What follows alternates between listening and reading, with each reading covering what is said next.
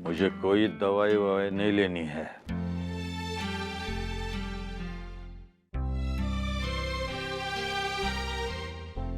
देखिए, जिसका गुस्सा उसी पर निकाला जाता है तो ठीक है।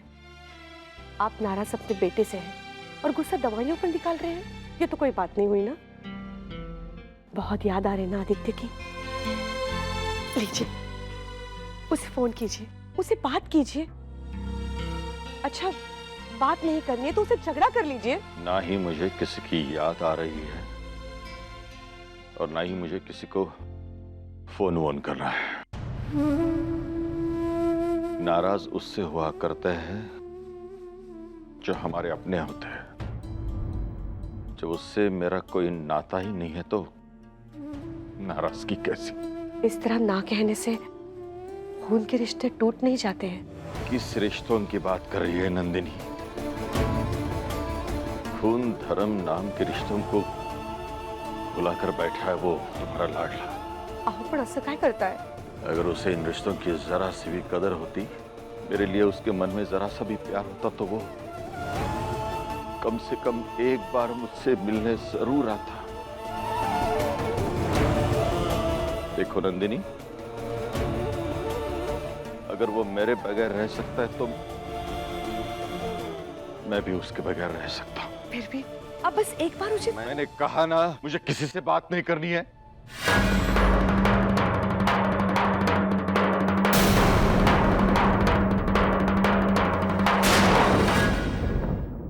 आखिर ऐसा कब तक चलते रहेगा?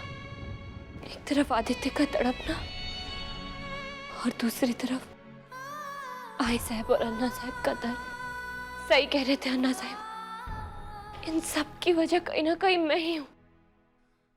मेरी वजह से आज आदित्य को इतनी तकलीफें उठानी पड़ रही है। मुझे इस टूटे हुए परिवार को जोड़ना ही पड़ेगा। आदित्य को वो खुशहाल जिंदगी लौटानी होगी जिसके वो हकदार है। मुझे उनके और उनके परिवार में आई दूरियां कम करनी होगी। पर कैसे? कोई मेरी बात मानेगा भी नहीं। हाँ, कोई माने या ना माने, आई साहब,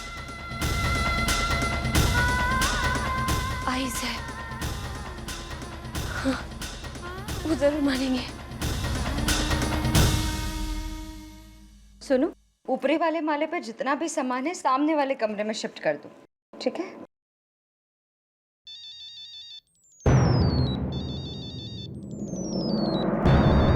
एक मिनट, तुम जाके इस कमरे में सारा सामान ले आओ, मैं फोन देखती हूँ।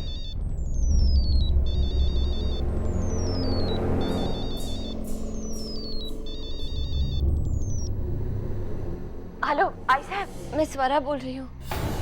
मैं जानती हूँ आप भी मुझसे बहुत नाराज है ना, क्योंकि मैं अन्ना साहब को देखने भी नहीं आई। आप तो जानती हैं अन्ना साहब मुझसे कितने नाराज हैं, और मैंने सोचा कि अगर इस हालात में वो मुझे देखेंगे तो शायद उन्हें ज्यादा तकलीफ होगी। पर अगर आपको ये लगता है कि मैंने गलती की है तो आप मुझे कोई भी सजा दीजिए, मैं भुगतने के लिए तैयार हूँ। पर आदित्य को सजा मत दीजिए। आप उससे उनसे बात कीजिए। वो हर पल आपको सबको बहुत याद करते हैं। हेलो हेलो ऐसा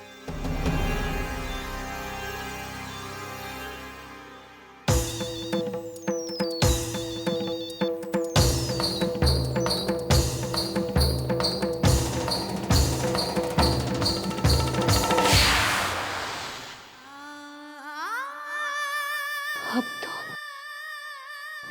ऐसा भी मुझसे नाराज हो गई। अब मैं कहते स्वरा, तुम चाहे कितनी भी कोशिश क्यों ना कर लो इस घर में वापस आने की, ये रागिनी तुम्हें इस घर में दोबारा कभी नहीं आने देगी।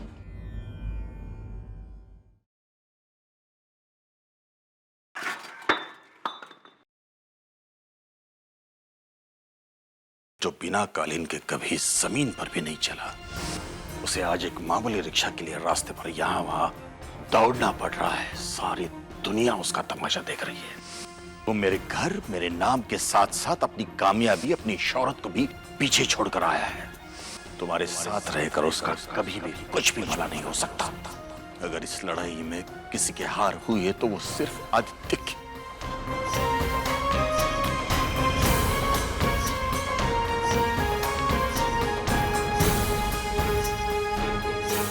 तुम मुझसे प्यार नहीं करती स्वरा। अगर तुम मुझसे प्यार करती तो उसे इस हद तक गिरने नहीं देती तुम। सही कह रहे थे अन्ना साहब।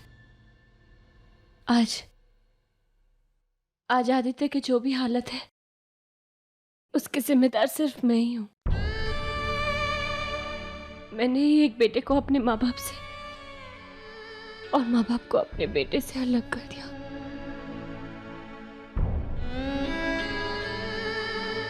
मैं जानती हूँ अदिति कभी भी बोलकर अपना दर्द नहीं दिखाएंगे, लेकिन वो भी कहीं ना कहीं मुझे ही जिम्मेदार समझते इन सब के लिए। इसीलिए तो आज सुबह, इसीलिए शायद वो रूठे रूठे लग रहे थे। हाय माँ लक्ष्मी, मैं अपने पति से अलग नहीं होना चाहती, पर मैं ये भी नहीं चाहती कि वो अपने परिवार वालों से अलग हो जाए।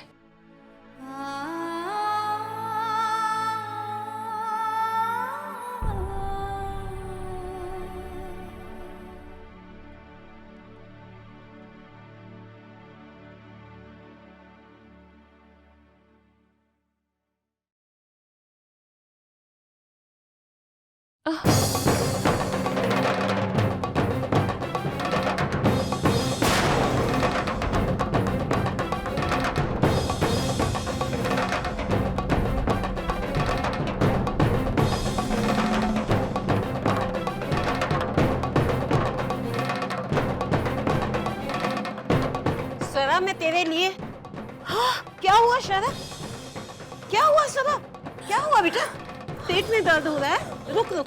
अरे कमला, कुछ नहीं बेटा, उसे देखो देखो क्या हुआ। उसके पेट में दर्द हो रहा है। इसे तो जल्दी से जल्दी अस्पताल ले जाना। हाँ, मैं किसी को बुला के लाती हूँ। जल्दी बुला। उठो बेटा, उठो।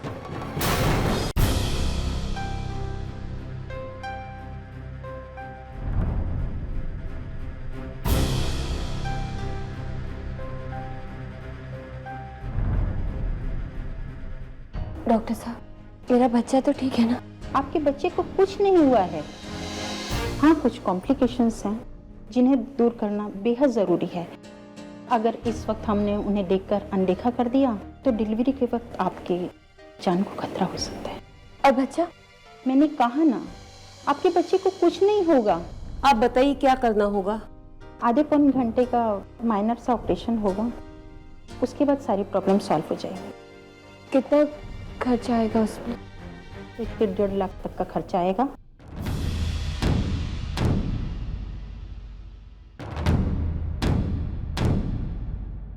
स्वरा, डॉक्टर ने जो कुछ कहा है आदित्य को फोन करके सब कुछ बता दे। नहीं मौसी, अभी नहीं।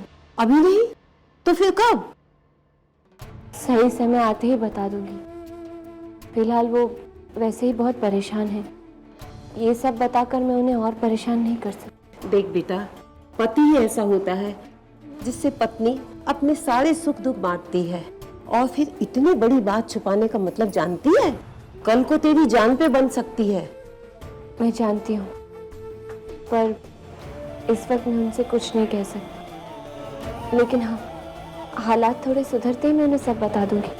लेकिन मौसी, तब तक आप भी उनसे कुछ मत कहिएगा, आपको मेरी कसम। ठीक है बेटा, चल।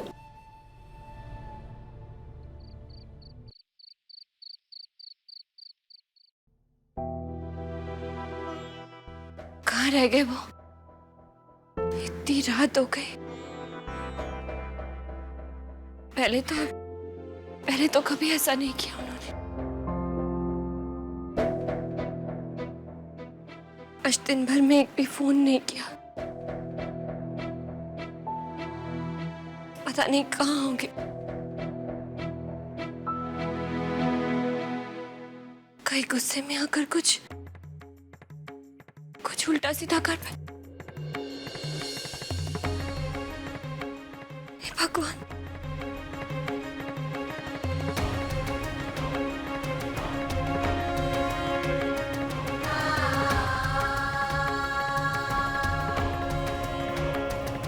पता नहीं आदित्य कहाँ रह गए। शायद बैंक, लेकिन बैंक तो कब का बंद हो गया होगा ना।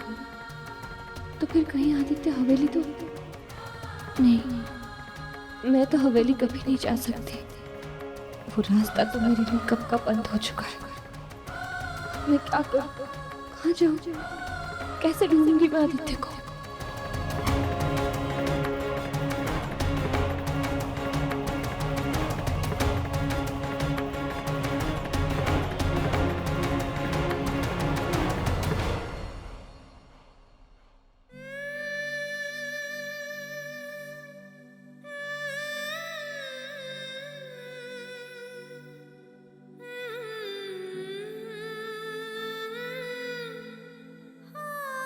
कहाँ चले गए थे आप?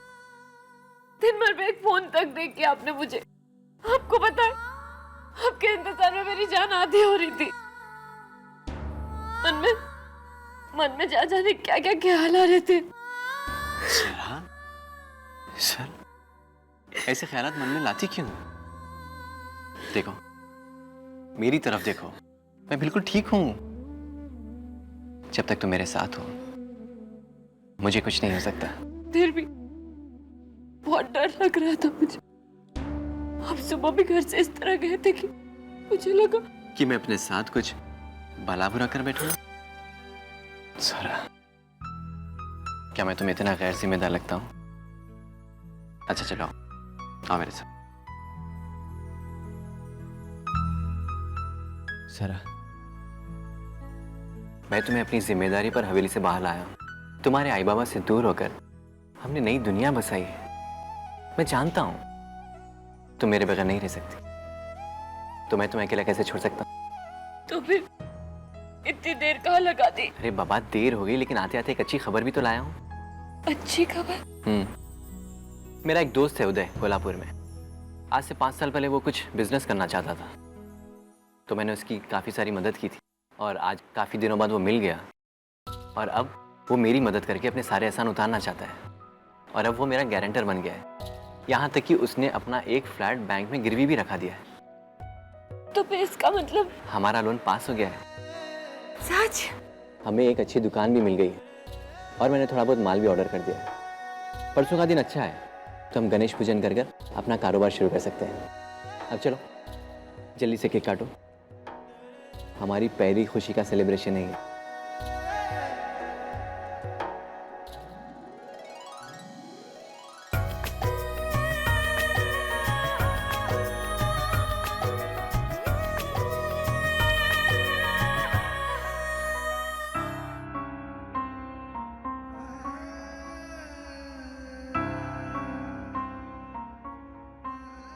क्या हुआ, कहाँ खो गया आदित्य?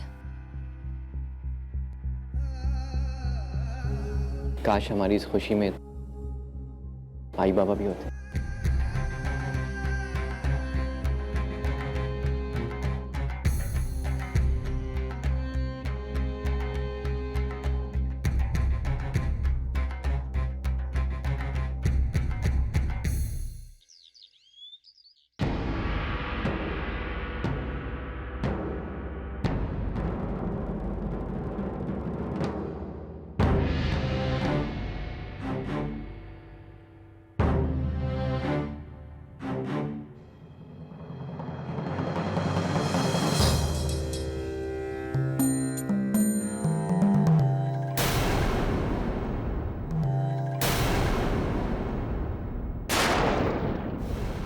अन्ना साहब।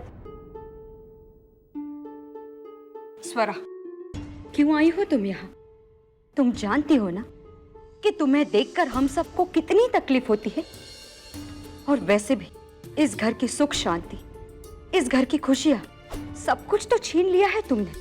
अब इस घर में ऐसा कुछ नहीं बचा जिसे तुम... नहीं बहनी, मैं इस घर से कुछ लेने नहीं आई हूँ, बल्कि इसे कुछ देने आई हूँ। अच्छा, अब तुम्हारी इतनी हैसियत बन चुकी है कि तुम इस घर को कुछ दे सको।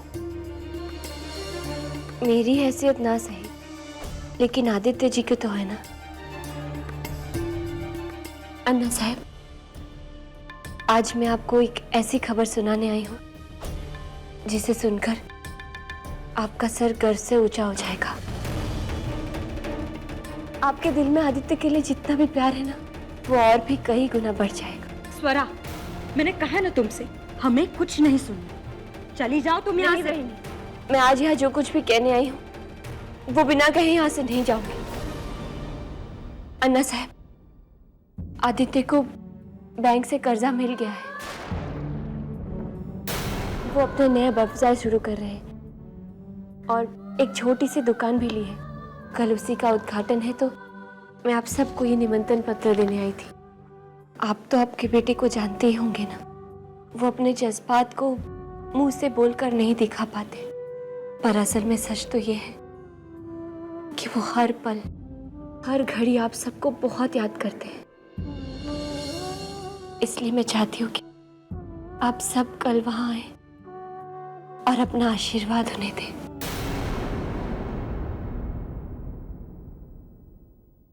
ये लीजिए बहन। स्वरा, तुम यहाँ पे अन्ना साहब को निमंत्रण देने आई हो या फिर उनकी बेइज्जती करने? ये क्या कह रही हैं आप? स्वरा, हम सब जानते हैं, बच्चे नहीं हैं हम। तुम यहाँ अन्ना साहब को यही जताने आई हो ना? देखिए अन्ना साहब, आपके मदद के बगैर और आपके नाम के बगैर हम कितना कुछ कर सकते हैं। उनके साथ रिश्ता तोड़ने के बावजूद भी तुम लोगों को किसी भी चीज की कोई मुश्किल नहीं हुई। यही कहना चाहती हो ना तुम? वही आप गलत समझ रहे हैं। मैं कुछ गलत नहीं समझ रही। अगर अन्ना साहब से इतना ही तुम्हें लगाव था, तो तब वो जब बीमार पड़े तब तुम उनसे मिलने क्यों नहीं आई? वही नहीं, हम तो बस स्वरा, एक दुकान क्या खोल लिया, तुम तो यहाँ बड़कपन जताने चली आई। देखो स्वरा, मैं अन्ना साहब का अपमान कतई नहीं सह सकती, समझी तुम? अब चली जाओ यहाँ से।